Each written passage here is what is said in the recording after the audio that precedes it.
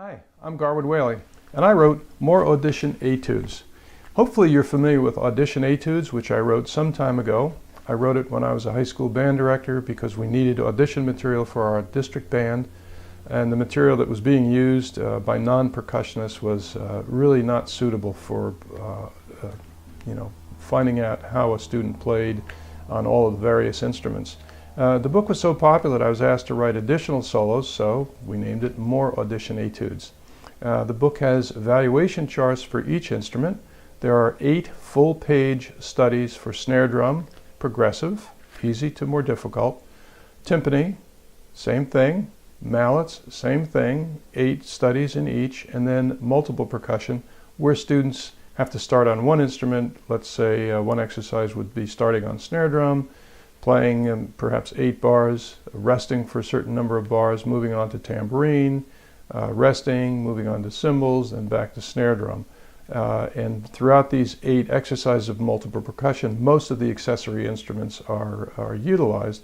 And that's really important because, let's face it, when students get into a band or orchestra, they're not playing solo marimba parts in most cases. They're playing tambourine, triangle, cymbals, bass drum, all the accessory instruments, and it's really important for auditions to include those instruments. It certainly happens in the professional level and should happen in the school level as well. The etudes in this book are very musical. They're full of dynamics and expression marks, and they use idiomatic techniques for the instruments. And even if a student doesn't play on a regular basis these accessory instruments, they're forced to prepare. If this material is used for an audition for a prepared piece, they're forced to prepare pieces on snare drum if they're mallet players, or timpani if they're mallet players, to really get into all of the instruments.